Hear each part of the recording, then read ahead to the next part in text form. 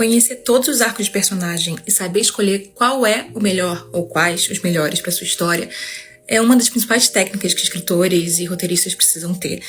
E é por isso que eu fiz esse guia simplificado para você poder guardar e consultar quando quiser. Então, primeiro de tudo, o que diabos são esses benditos arcos de personagem? Nada mais do que as jornadas internas que os personagens estão vivenciando enquanto eles tentam resolver o problema externo da história, né? Então, a gente sempre fala que o personagem tem que ter um objetivo, algo que ele tá perseguindo e que a gente tá vendo ativamente acontecer. Show! Mas internamente, ele tá vivendo uma lição de sobrevivência. Toda história é uma lição de sobrevivência.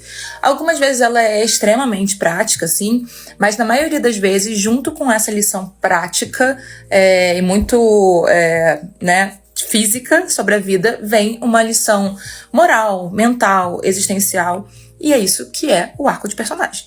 E é justamente por isso que ele importa, porque literalmente uma história não existe sem essa lição de sobrevivência. E aí, beleza. Dito isso, como é que eles funcionam? Então, assim como rola na jornada externa que a gente tá vendo, né, ele tentando resolver esse problema narrativo da história, que é a estrutura narrativa, quando a gente fala em estrutura narrativa, geralmente essa jornada externa, a jornada interna também tem pontos de virada, né, que são pequenos momentos de mudança interna que o personagem vive, e geralmente eles estão ligados em uma relação de causa e consequência com os pontos de virada da narrativa externa, né, então, quando a gente fala em incidente excitante, primeiro ponto de virada, ponto médio, etc., quando a gente fala de todos esses pontos de virada, externamente, internamente, eles também estão acontecendo, às vezes ao mesmo tempo, às vezes um pouquinho antes, um pouquinho depois, nessa relação de causa e consequência com o que está acontecendo externamente. Tá, mas e aí quais são os arcos de personagem? A gente tem várias classificações, né? Como tudo em escrita criativa, roteiro, narrativa. A gente tem 500 mil gurus cagadores de regra. Cada guru novo inventa nomenclaturas novas. Então, assim, a gente tem arco de redenção, arco de vingança, arco estático, arco não sei das quantas. Tem várias formas de nomear os arcos. A forma que eu mais gosto de todas é a da Kyle Wayland, que é uma das minhas autoras favoritas em termos de técnica narrativa.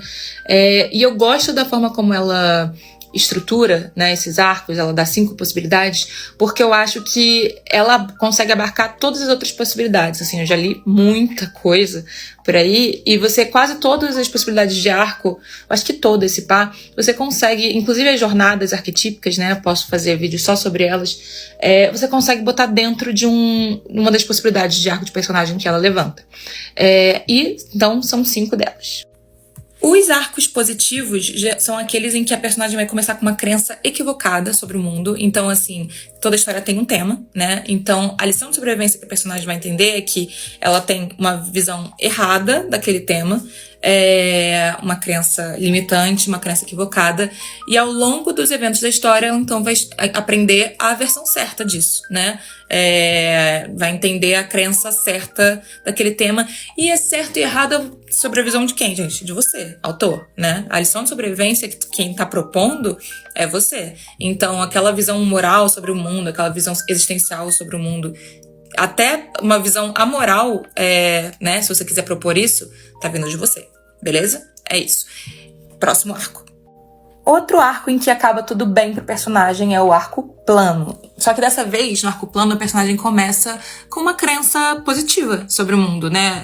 Em termos dessa crença temática, né? Ela tem a visão do tema, ou tá bem perto disso, assim, ela tem toda a tendência de chegar lá, só que ao longo da história, os eventos da história vão tentar corromper essa visão dela. Então, o mundo ao redor dela, ou os personagens com que ela vai entrar em contato, ou a própria tentativa de resolver o problema da história, vai tentar fazer com que ela acredite na mentira, achar que a mentira, a crença equivocada é a melhor forma de resolver o problema. Só que ela vai conseguir resistir a isso. E nessa resistência dela, muitas vezes ela vai conseguir mudar alguma coisa nesse mundo ao redor dela. Seja mudando a crença de outros personagens, seja de fato mudando o mundo mesmo. É por isso que muitas histórias distópicas e revolucionárias acabam tendo um protagonista com um arco plano. O arco de corrupção é o contrário do arco plano, né? Então o personagem começa com a crença certa sobre o mundo, ou bem perto disso também, tem tudo para entender essa crença positiva, Só que quando a mentira do mundo ao redor dele começa a se impor, né, e ele vai vendo, talvez essa seja a melhor forma de resolver o problema, ele se deixa corromper.